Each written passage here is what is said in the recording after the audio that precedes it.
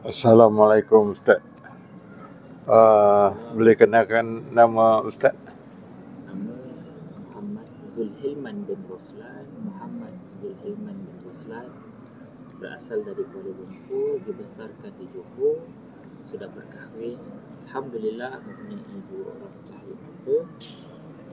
Dulu sebelum ni saya bersekolah, saya kongsikan sekolah menengah agama Arabiah Keluang ataupun Madrasah Arabiah Keluang. Ini saya melanjutkan pelajaran ke Ma'had Johor di Johor Bahru. Selesai pengajian saya di Ma'had Johor dengan pengajian Sijil Tinggi Agama Malaysia, saya melanjutkan pelajaran ke UC Utara Malaysia Sintok Kedah dalam jurusan Kewangan dan Perbankan Islam. Tak lama, lebih kurang dalam 3 tahun, saya menamatkan pengajian saya di UC tersebut. Saya telah ditawarkan di sebuah syarikat penerbitan buku. Mungkin tuan pernah dengar syarikat buku Ana Muslim. Alhamdulillah di sana saya telah menghasilkan hampir 20 buah buku dan beberapa suntingan pada buku-buku tersebut. Dan tak lama juga, lebih kurang dalam 3 tahun, saya telah ditawarkan sebagai penolong pegawai Hal Ehwal Islam, JAKIM lah, di mana saya diminta untuk melaporkan diri di penjara Sempang Renggam Johor. Johor ada beberapa penjara, antaranya penjara Sempang Renggam. Walaupun saya sebagai pegawai Hal Ehwal Islam, penolong pegawai Hal Ehwal Islam ketika itu, tapi saya ditempatkan di penjara lah. Maknanya ada sesetengah tempat yang mana pegawai-pegawai penjara ditempatkan di sini. Contohnya seperti di penjara ataupun di hospital ataupun AADK yang kita gelarkan mereka sebagai kader agama lah. Mana tugasnya adalah mengajar banduan ataupun tahanan berkaitan dengan hal ehwal urusan agama. Dia yang banduan nak belajar cara solat, ada banduan yang nak belajar mengaji dan sebagainya. Lebih kurang 3 tahun saya di penjara Sempang Renggam sebagai kader agama. Saya memohon jawatan sebagai timbalan penguasa penjara. Sebelum ni sebagai pegawai awam. Bila saya memohon sebagai pegawai penjara, maka ketika itu saya melaporkan diri di Pusat Koreksional Dumang Terengganu. Di Terengganu ada 2 buah penjara, iaitu penjara di Marang dan satu lagi di Bukit Besi Bungun. Jadi saya bertugas sebagai pegawai penjara. Kalau sebelum ni saya bertugas sebagai pegawai agama penjara, 85 macam itulah waktu dia. Tapi apabila sebagai pegawai penjara, kita akan bersama dengan banduan sepanjang masa 24 jam. Banduan kita tengoklah macam mana banduan tidur, banduan terbangun, banduan bekerja dan sebagainya. Tak lama di Dumur, lebih kurang 3 tahun, saya diserap ke Ibu Pejabat Penjara Malaysia Kajang lah, ke bahagian banduan tahanan radikal dan berisiko tinggi. Banduan tahanan radikal ni maksudnya banduan yang ada masalah ideologi. Ideologi ni dia taklah buat jenayah, merompak, menyamun dan sebagainya, tetapi dia lebih kepada ideologi, pemikiran dia. Mana dia lebih ekstremis ataupun pemikiran dia lebih radikal. Yang bila kita sebut pasal jihad, yang dia nampak jihad ni hanyalah jihad qital, jihad membunuh saja. Sedangkan jihad ni luas. Pergi belajar berjihad, pergi bekerja berjihad, tapi dia tak nampak, dia hanya nampak sebut jihad qital. Itu antara banduan-banduan radikal lah. Mungkin tuan-tuan pernah dengar sebelum ni, iaitu banduan yang terlibat dengan IS ataupun Daesh yang pergi ke Syria. Dan juga banduan berisiko tinggi. Antaranya banduan yang berisiko tinggi adalah banduan yang dihukum untuk menjalani hukuman gantung, banduan akhir lah kita panggil. Dan juga banduan-banduan yang masyarakat gelarnya sebagai VIP. Kami di penjara tak panggil sebagai banduan VIP, kami panggil sebagai banduan liputan meluas. Contohnya sebelum ni kita ada DSI, sekarang ni kita ada DSN lah. Ini banduan liputan meluas ni banduan yang apabila berlaku satu-satu perkara, habis heboh, menjadi satu liputan. Jatuh bilik air ke, kita pergi klinik cabut gigi ke, habis satu dunia tahu cerita pasal dia. tak lama, lebih kurang dalam setahun macam tu, saya saya diminta untuk bertugas sebagai pegawai hal ehwal, pegawai khas kepada yang berbahagia Komisioner Jeneral Penjara Datuk Seri Zulkifli Omar ataupun Ketua Pengarah Penjara. Ketika itu saya membantu urusan-urusan Ketua Pengarah Penjara lah, sebagai ADC atau pegawai khas. Sehinggalah beliau pencen. Apabila beliau pencen, saya dipulangkan ke unit, iaitu unit integriti dan pementahan standard di Pejabat Penjara Malaysia Kajang. Sampai di situ di unit integriti lebih kurang dalam 2 hingga 3 tahun macam tu. Baru-baru ni lebih kurang bulan lepas lah, alhamdulillah saya telah dinaikkan pangkat sebagai penguasa penjara grade 44 dan ditempatkan di penjara ataupun institusi pemulihan Jelebu, di institusi pemulihan dadah Jelebu. Minggu 9 lah. Baru saya lapor diri lepas seminggu macam. Alhamdulillah ini berkesempatan untuk sama-sama dengan karya, bersama dengan tuan ayah ibu di Masjid Bukit Indah. Sedikit terima kasih. Di banduan liputan meluas ni selalu menjadi heboh lah di media sosial dan media elektronik. Jadi memang ada saja isu-isu setiap hari. Jadi kita di luar ni kita dengar kan dia orang tak pakai baju penjara lah, dapat layanan. Apa komen Ustaz? Sebenarnya bahagian dasar kepenjaraan ataupun Komisioner Jeneral Penjara sendiri telah menjawab. Tak sesuai untuk saya jawab, cuma saya mengulas balik apa yang telah dijawab dia lah. Mereka ni bukanlah dikatakan sebagai banyak VIP seperti yang saya kata tadi kan.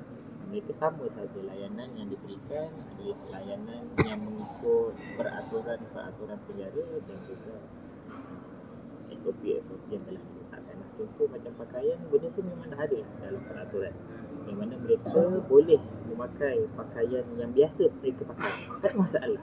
Dalam tu memang ada dalam peraturan. Cuma yelah, kita tengok ramai banduan pergi mahkamah, pergi rawatan dan sebagainya, kenapa dia kena pakai baju banduan kan? Satu faktor ialah bila mereka tu banduan yang biasa ni ramai-ramai, kadang-kadang sekali pergi rawatan sampai 10 orang, 20 orang. Ada waktunya kita sempatlah sediakan pakaian, ada waktunya tak sempat. Macam 1-2 banduan yang kita meluas ni pakaian dah sedia ada, pakai je mana dia nak pakai. Dalam peraturan sama saja. Mereka juga duduk di dalam penjara. Katakan mereka berada di luar tu, tak adalah setakat ni. Saya sendiri pun nampak mereka tak ada isu lah kelainan. Keistimewaan tu tak ada lah. Dia ibarat kelainan kategori lah, boleh kita katakan kelainan kategori. Saya bagi satu contoh. Kalaulah ada banduan yang dikategorikan sebagai, dikategorikan sebagai lesbian, contoh lah. Boleh tak kita campurkan dengan banduan-banduan biasa, yang biasa? Tak boleh kan? Kita kena asingkan, dikategorikan sebagai banduan kecelaruan jantina, macam tu lah kan? Walaupun dia berada di dalam penjara tetapi diasingkan kategori. Macam tu lah banduan liputan 16, dia masih lagi berada di dalam penjara, menjalani hukuman dan pemulihan di dalam penjara, tetapi dalam masa yang sama diasingkan kategori sahaja. Duduk dalam sel yang sama, makan makanan yang sama, layanan yang sama seperti yang telah ditetapkan. Itu dia tuan. Yang lebih-lebih tu saya tidak boleh untuk komen. Biasanya penjara ni dikaitkan dengan cerita misteri lah, terutama yang duduk sebelah tahanan akhir ke, banduan akhir. Betul ke ada ataupun memang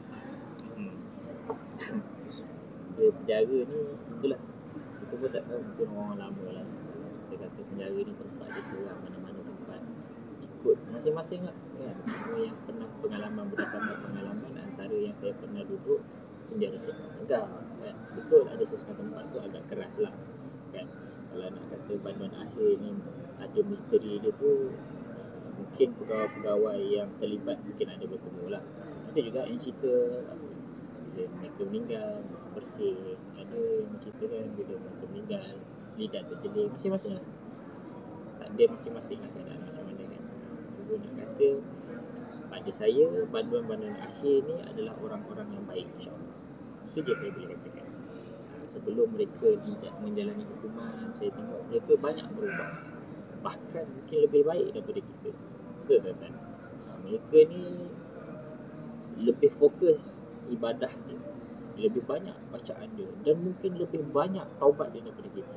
Kita tak tahu pengakhiran kita macam mana. Ada sempat kita melafazkan syahadah, tetapi banduan-banduan akhir ni insya-Allah kan, insya-Allah dibimbing.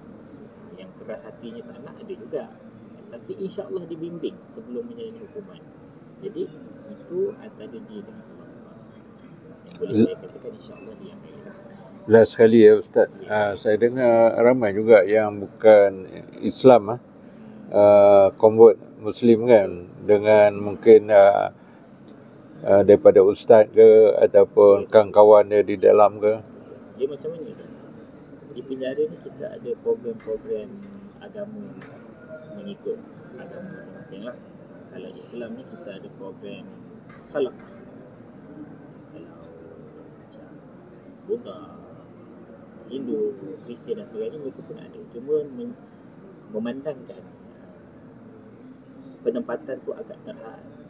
Kadang-kadang dalam satu bangunan tu kita kongsi-kongsi. Masuk kongsi-kongsi tu dalam bangunan tu ada 4 bilik. Bilik pertama ni kita ada kelas halaqah. Bilik sebelah saja adalah kelas Buddha kan. Bilik sebelah ada kelas Kristian dan sebagainya kan. Jadi kadang-kadang apabila kita buat program-program agama ni, contoh macam kuliah bertadarus ataupun berkasidah dan sebagainya, menarik minat ataupun menarik hati agama-agama yang lain tu yang sedang kelas bersama tu terhadap agama Islam.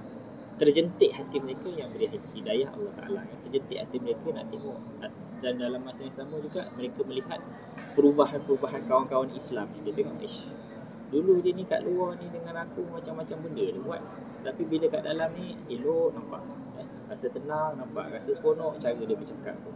Sebab-sebab tu lah menyebabkan tertarik untuk masuk Islam. Memang ada tak dinafikan, ada banduan yang berminat.